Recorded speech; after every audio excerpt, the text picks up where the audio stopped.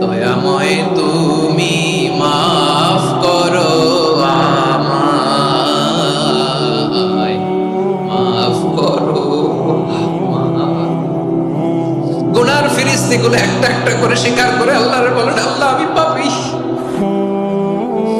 আল্লাহ আমার যে বড় পাপী এই দুনিয়াতে কেউ নাই, আকাশের নিচে জমিনের উপরে আমার যে বড় পাপী কেউ নাই।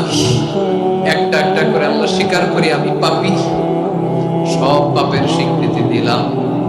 পৃথিবী না জানুক আমি তো জানি, আমি কি পাপ করেছি, হায় আমার পাপের করলে বিচার, বাঁচার আমার নাই উপায়।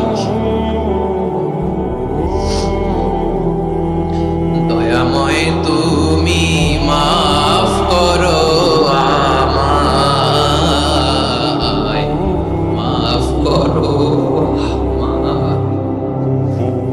আল্লাহ তাআলা যদি দয়া করে আমাদেরকে মাফ না করে, আমাদের বাঁচার কোনো উপায় নাই। আপনি কি ভেবেছেন আপনার নামাজ দিয়ে আপনি জান্নাতে যাবেন? আপনি তাহাজ্জুদ গুজার, সেজদা দিতে দিতে কপালে দাগ ফেলেছেন, এটা আপনারা জান্নাতে নেবে না।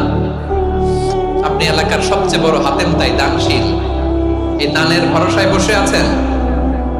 কশিন কালে ওঠা আমাদের নামাজ, আমাদের রোজা, আমাদের ইবাদত, এগুলোকে মিজানের পাল্লায় উঠালে কোনো ওজনই হবে না। তবে আমাদের একটা কৌশল জানা আছে, আমরা আল্লাহর রহমতের ভিখারি। আমরা সেদিন আগেই গুনার স্বীকৃতি দিয়ে দেব। আমরা বলবো, আল্লাহ তুমি প্রশ্ন করার আগে তোমার একটা কথা বলি, আমারে কিছু জিজ্ঞেস করো না, আমি সব করেছি।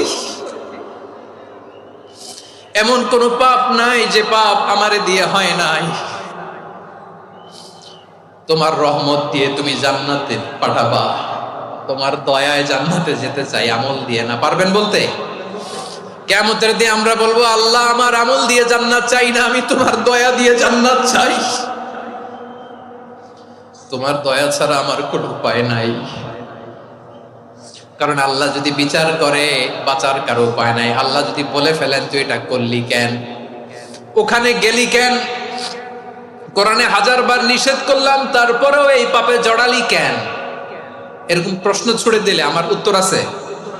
বাঁচার কোনো উপায় আছে? রোজ হাসরে হে আল্লাহ আমার করোনা বিচার, আল্লাহ করোনা।